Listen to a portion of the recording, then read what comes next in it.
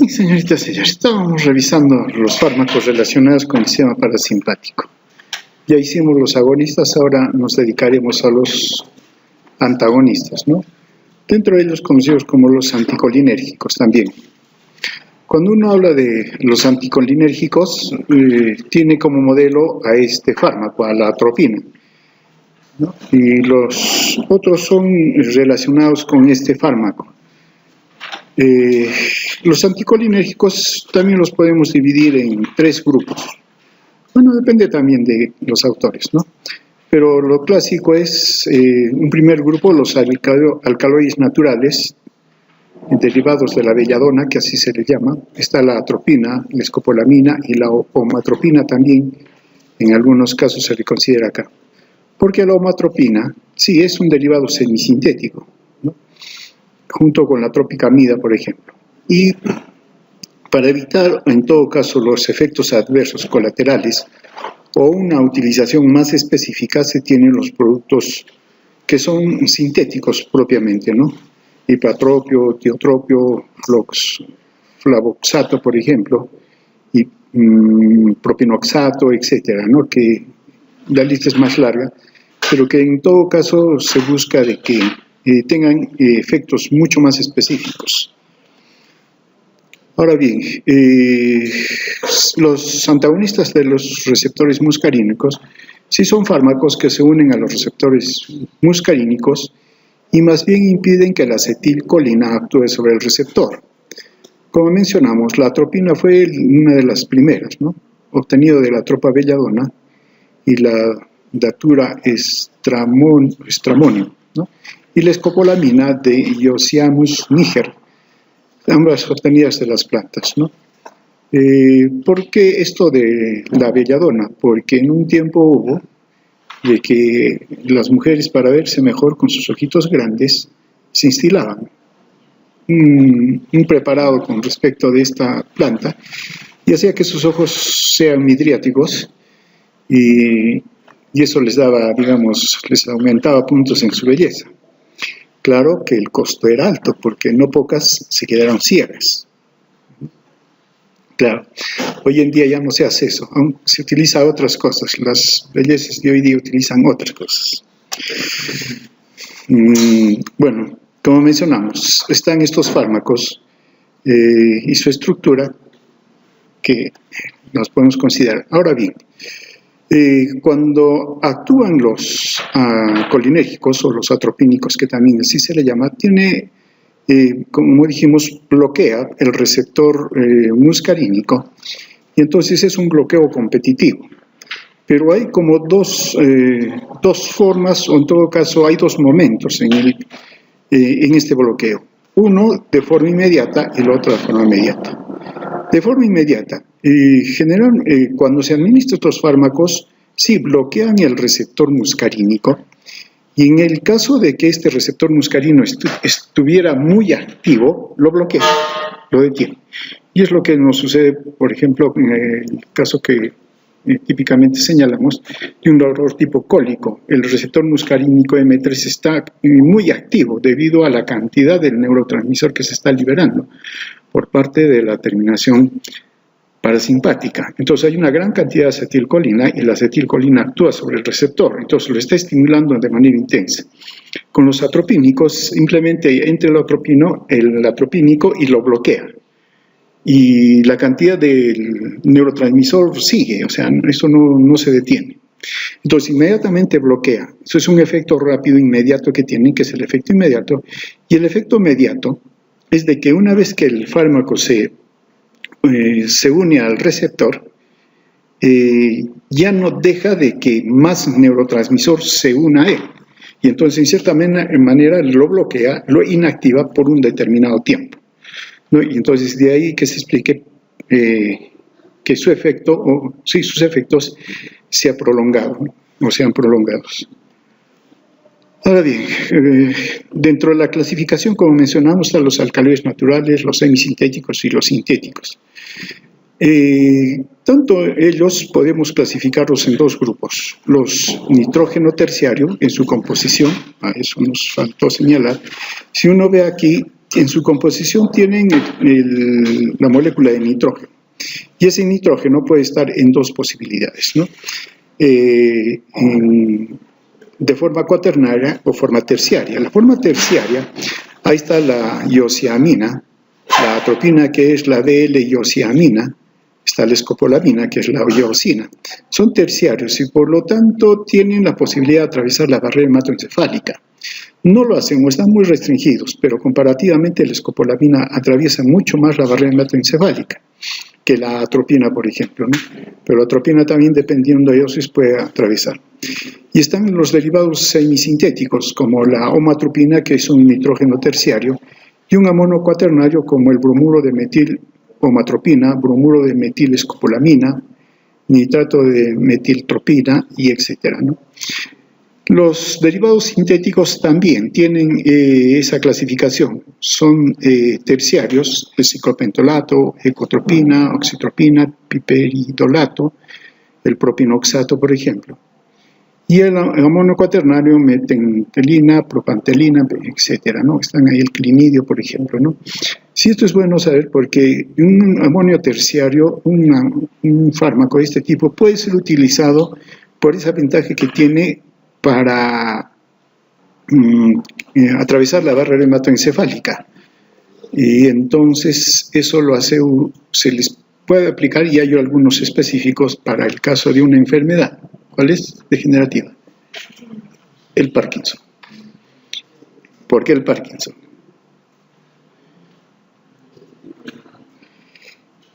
En el Parkinson, ¿qué cosa sucede? Hay un aumento de la dopamina. Pero la dopamina trabaja de manera, digamos, competitiva, sí, competitiva con la acetilcolina, y los dos tienen que trabajar juntos para que haya equilibrio. Si la dopamina baja, la acetilcolina no es que haya aumentado, sino proporcionalmente tiene predominio. Entonces, ¿qué hay que hacer? Hay que bajarla. Y entonces hay que bloquear los receptores de acetilcolina. Esa es una estrategia, ¿no? Entonces, es por eso que se pueden utilizar algunos de estos fármacos para el caso del Parkinson. Ahora bien, como mencionamos, el mecanismo de acción es el bloqueo del receptor. El antagonista tiene más o menos la misma estructura, muy semejante al agonista, y ocupa un lugar parecido, semejante. Entonces, de tal manera que bloquea al receptor muscarínico, ¿no? Ahora bien, sí, realiza un bloqueo competitivo, ¿no? Y esto se puede ver de la siguiente manera. Acá tenemos la respuesta y acá tenemos la acetilcolina. Claro, si nosotros agregamos acetilcolina, cualquiera que sea la respuesta, digamos, aumento el peristaltismo, aumento la secreción de la glándula, etc. Entonces, lo que tenemos, aumentamos la acetilcolina y se aumenta la respuesta, ¿cierto? Pero cuando se da atropina, por ejemplo, entonces, aquí digamos, con cero atropina, esta sería la primera curva, no hay atropina, esta sería la curva. Pero si se da atropina en una dosis, entonces la cantidad de acetilcolina tiene que ser mayor. Entonces la curva se desplaza hacia el lado derecho. Con 2 dosis de atropina se desplaza más, ¿no? Entonces, ¿eso qué significa? Que hay la necesidad de dar mayor cantidad de acetilcolina, o se necesita mayor cantidad de acetilcolina para alcanzar la respuesta inicial en caso de que no haya atropina, ¿no? Ahora bien, entonces, este es en realidad un bloqueo competitivo.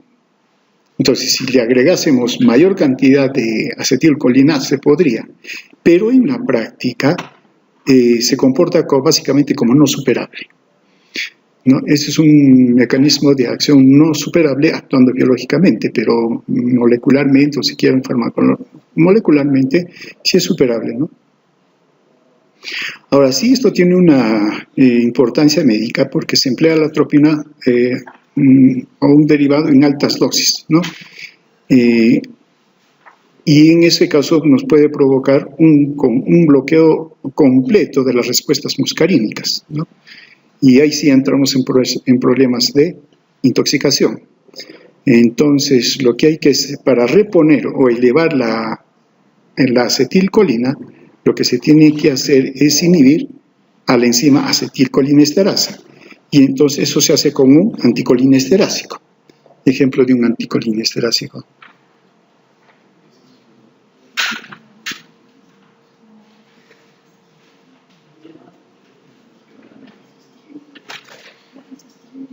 Fisostigmina, piridostigmina, ¿no es cierto? Muy bien. Y si quieren también órganos fosforados. Si quieren llevarlo al otro lado. Ya, pero claro, no se utilizan los órganos fosforados.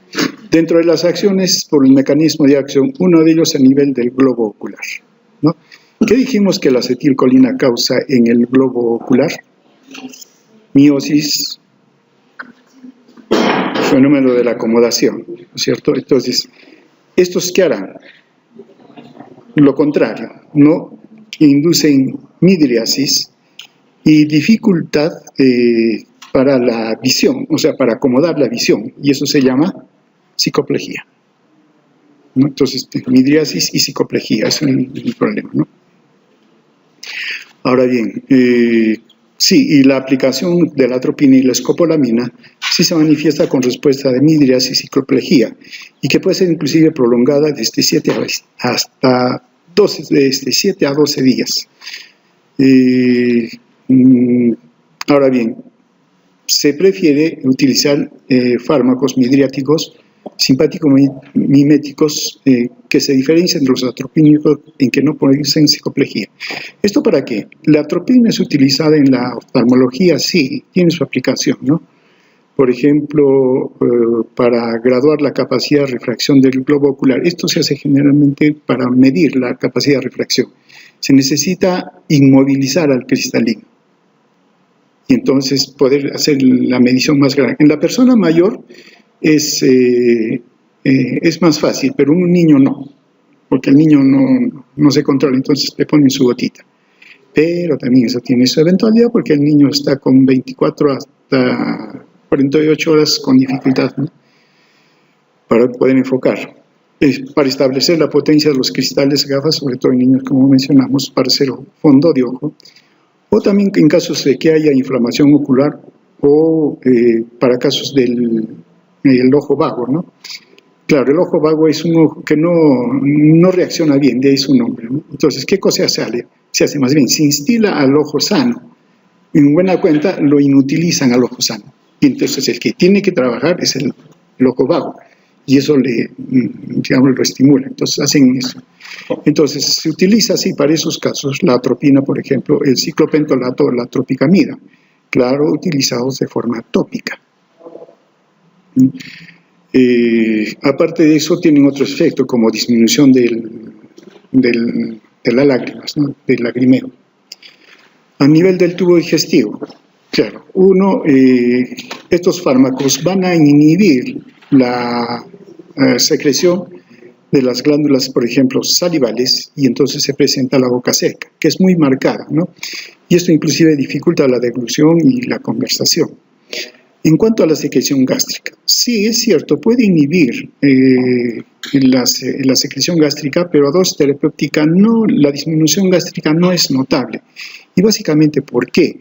Porque la secreción gástrica sobre todo está bajo control de la histamina, ¿no? Claro que las células enterocromafin están bajo control del sistema parasimpático, pero hay otros estímulos que las activan para que pueda y secrete produzca histamina, y es la histamina a través de los receptores H2 que son los que provocan sobre todo la secreción gástrica. Entonces, estos fármacos muy poco tienen efectos sobre la secreción gástrica, ¿no? Ahora bien, y más bien cuando se utiliza dosis un poco más altas o no son muy específicos estos fármacos para, por ejemplo, inhibir la secreción gástrica, se presentan estos problemas, ¿no? De sequedad boca, taquicardia, disturbios visuales, etcétera, ¿no? Ahora bien, y también la duración que estos fármacos hacen sobre la secreción gástrica, la inhibición es muy poca, ¿no? Muy poco tiempo. Por ejemplo, las secreciones gástricas, biliar y entéricas tampoco son muy afectadas por estos fármacos, ¿no? En cuanto a la motilidad, sí, más bien tiene un gran efecto sobre la motilidad, pero claro, en individuos sanos, ¿no? no se siente el efecto, porque no hay mucha actividad pero sí en caso de personas que tengan algún problema de contracción intensa, entonces sí, bloquean las contracciones y ahí sí es evidente el efecto que tiene sobre la motilidad gastrointestinal, y hay que sean utilizados como antiespasmódicos. Ahora bien,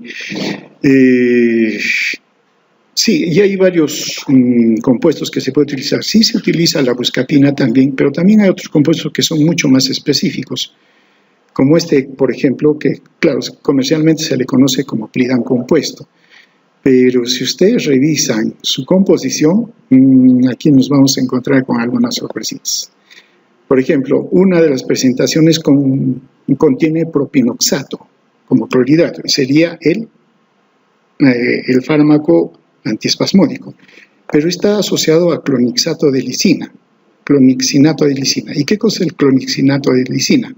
Es un AINES. Entonces acá hay asociación de dos fármacos, ¿no? ¿Cómo se llama esto? Hablando en términos farmacológicos, cuando dos fármacos se asocian para obtener un mismo objetivo, entonces están asociados con fármacos para obtener un sinergismo, ¿no? Claro, cuando hagamos AINES completamos la idea, pero por ejemplo, revisando otros, tiene pargeverina y clonixinato de lisina, que es el AINES, ¿no? Entonces, la pargeverina también es un AINES, perdón, es un anticolinérgico, pero es diferente, ¿no? Entonces, siempre es bueno, cuando ustedes vean un fármaco, leer su composición. Generalmente es la letra chiquita, ¿no? Claro. Sobre el aparato cardiovascular. Ahora bien, sobre el aparato cardiovascular, si uno rápidamente, o mejor dicho, ¿qué puede deducir rápidamente? Considerando que los agonistas, ¿qué cosas hacen con el corazón por lo menos? Bradicardia. Entonces ellos tienen que hacer taquicardia, entonces inducen taquicardia, ¿no? Pero ¿qué sucede? A bajas dosis, sobre todo con la atropina, hay más bien una disminución de la frecuencia cardíaca debido a una liberación tónica de la acetilcolina, ¿no? Entonces esto va a hacer de que ¿se ve? No se ve. Sí. Después, más bien, sí, con la atropina va a desencadenar modificación de la frecuencia cardíaca, ¿no? Entonces, paradójicamente, lo que se va a encontrar es una bradicardia inicialmente, pero luego sí ya viene una taquicardia, que es la que se espera, ¿no? En este caso, por bloqueo de los receptores. ¿Qué tipo de receptores? M2, ¿no?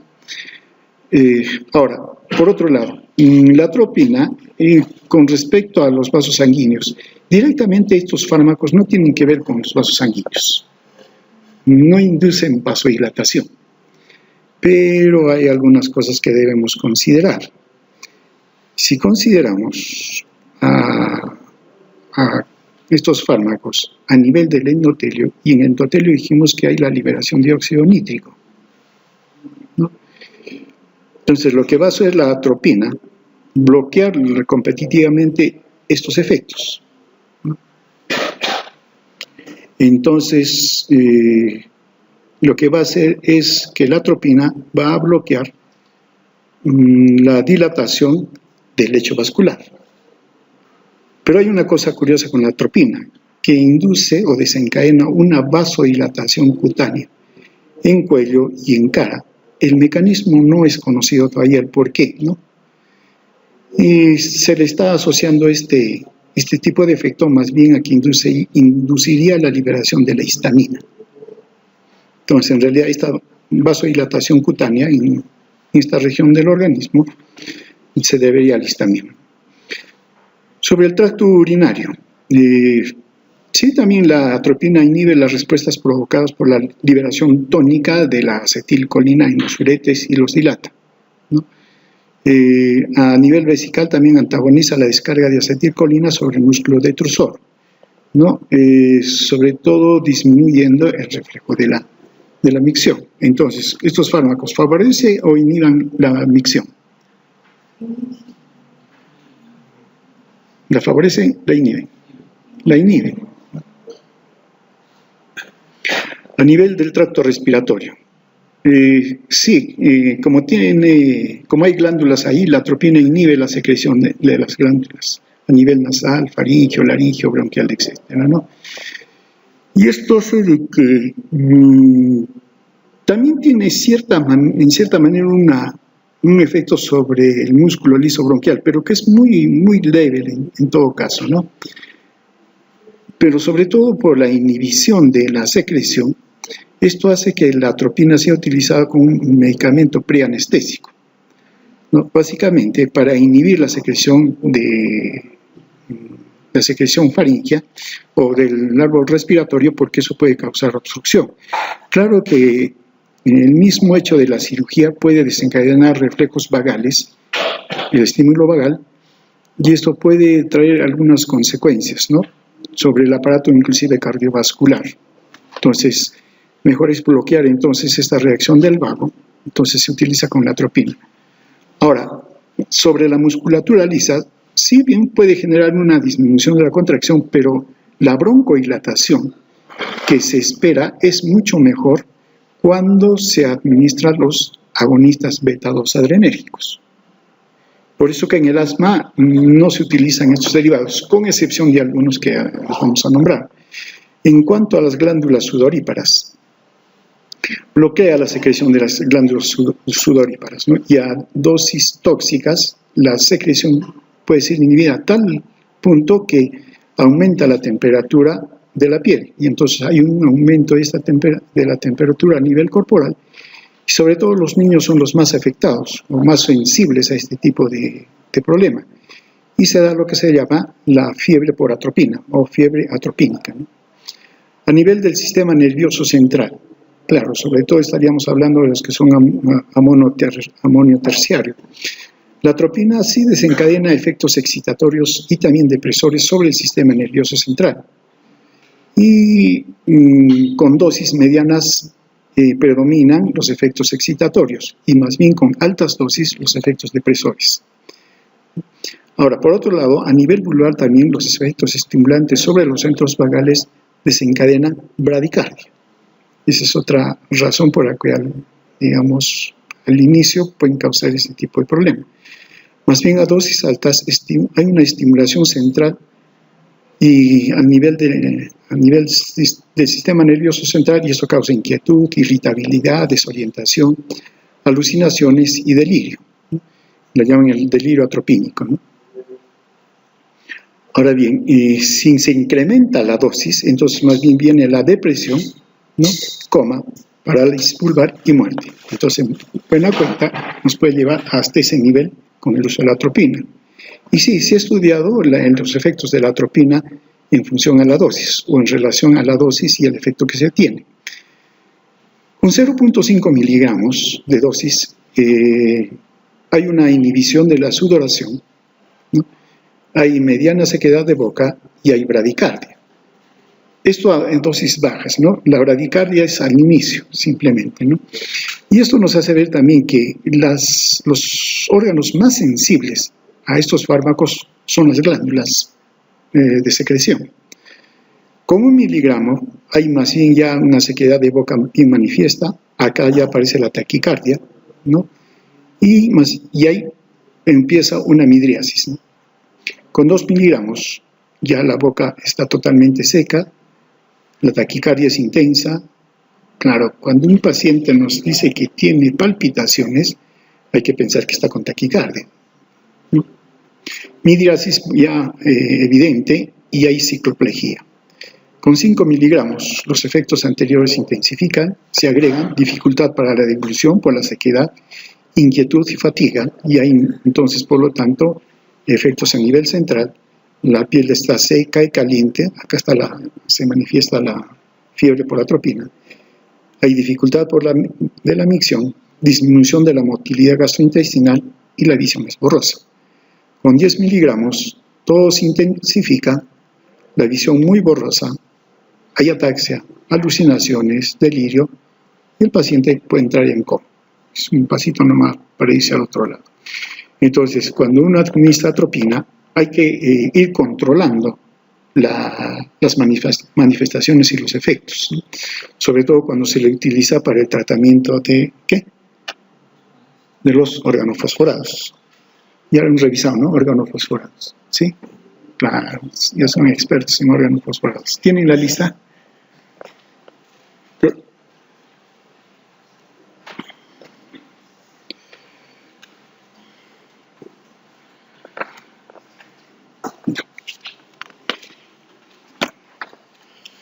Son 19, 1, 2, 3, 4, 5, 6, 7, 8, 9, 19, sí, el otro día, sí, habían 3 más, supongo que eran los amigos. En cuanto a los derivados semisintéticos, de alguno de ellos, ¿no? Porque la lista es larga, están la homatropina, ¿no? Que sería de amonio terciario, y los amonio cuaternados como la butilescopolamina, el bromuro de metilomatropina.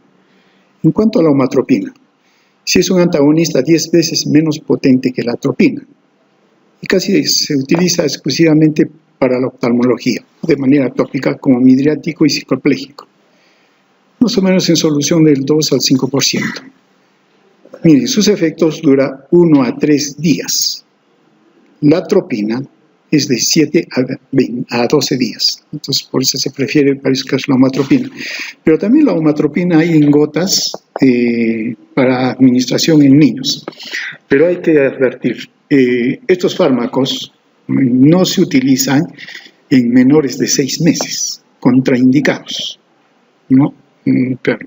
Entonces, así aparezcan gotitas. Las gotitas son para niños ya mayores, ¿no? Sobre todo utilizarlos después de los 6 meses o mejor después del año, ¿no? Pero no antes de los 6 meses. El bromuro de butilescopolamina se emplea sobre todo para inhibir las contracciones espasmódicas del músculo gastrointestinal, ¿no? Y la dosis media es de 10 miligramos 3 veces por día en el hombre adulto. El bromuro de metilomatropina también es utilizado como antiespasmódico, ¿no? Menos potente que la atropina, ¿no? Su dosis es 2.5 a 5 miligramos, pero es mucho más potente en el bloqueo ganglionar. Entonces, ¿qué problema podemos tener? ¿Qué problema podemos tener allí? Los otros no nos están advirtiendo, pero acá sí nos advierten, dice bloqueo ganglionar, pero ¿por qué no los dice?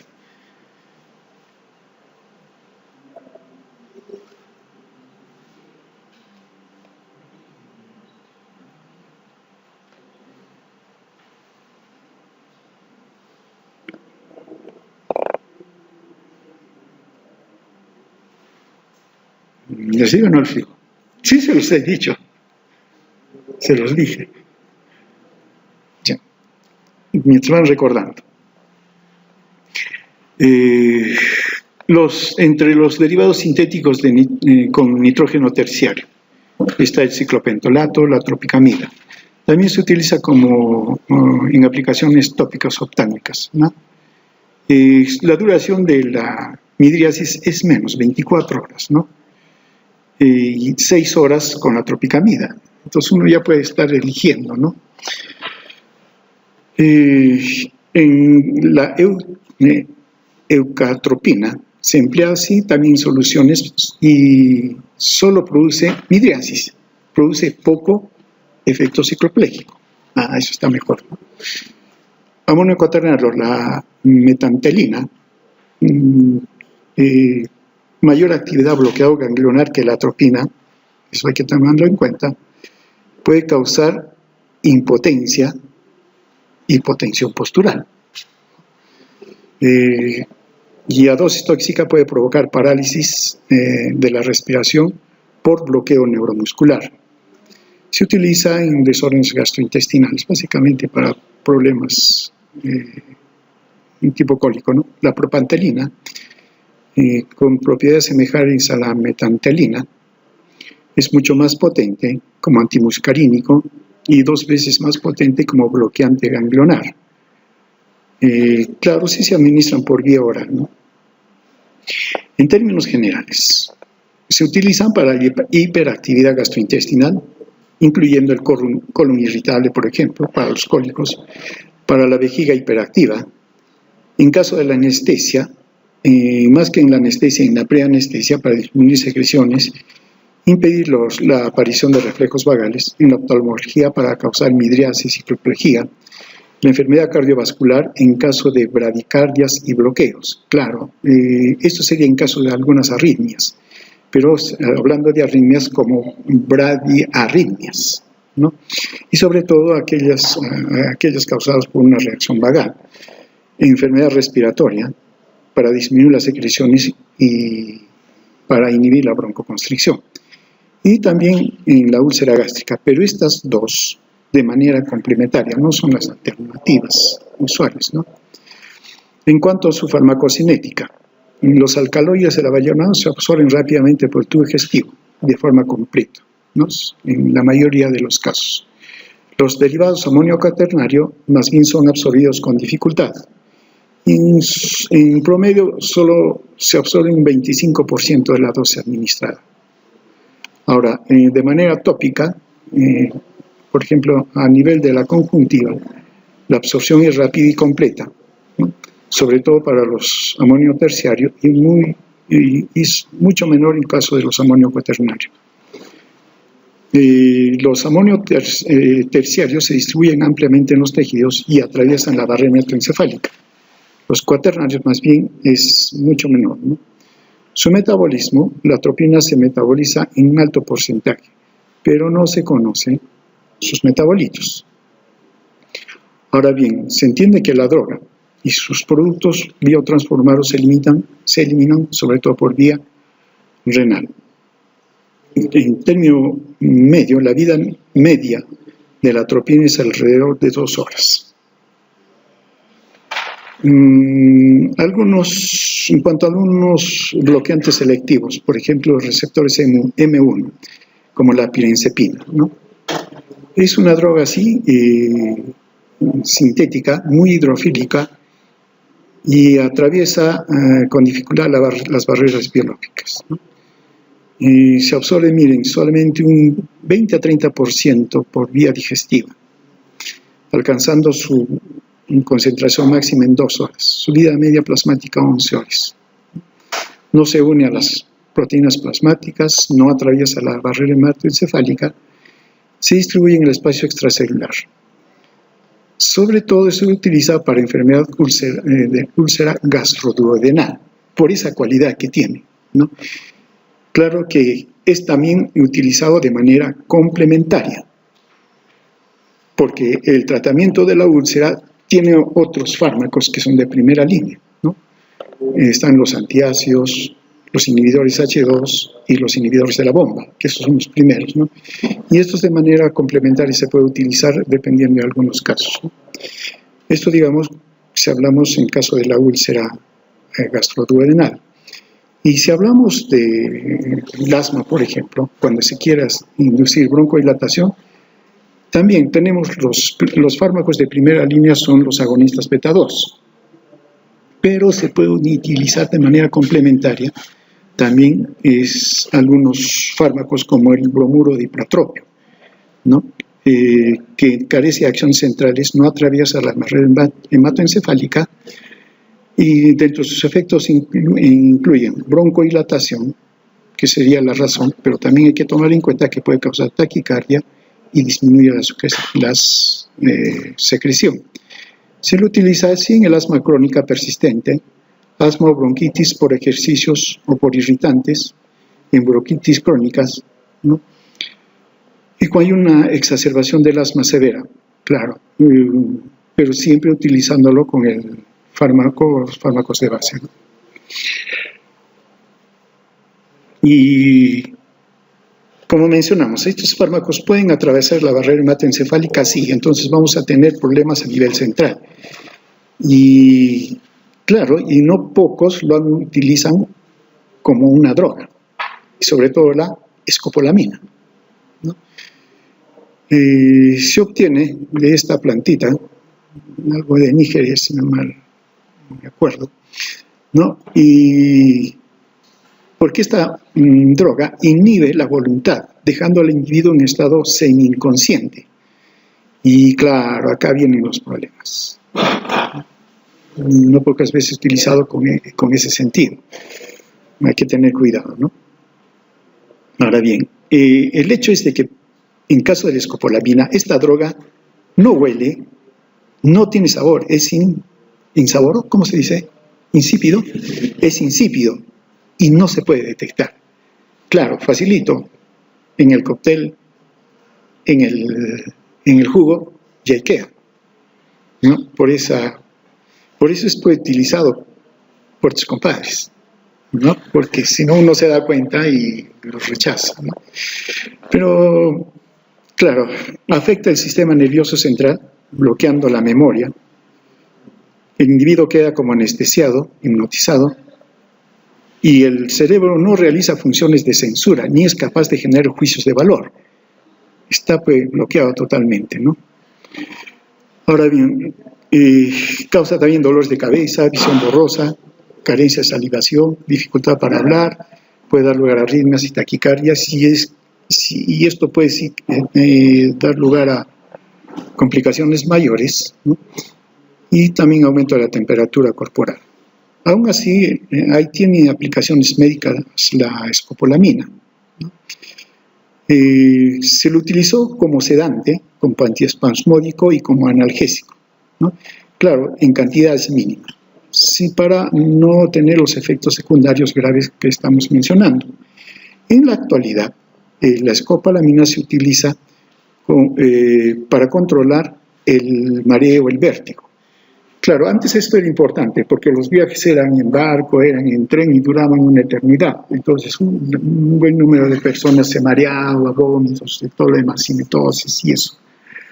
Entonces, claro, había que darle tratamiento. Y sí se utiliza la escopolamina para esos casos. Hoy en día ya muy poco porque los viajes son mucho más cortos, ¿no? Entonces muy poco se utiliza. Pero de todos ellos, el que mejor inhibe ese problema ciertamente es la escopolamina.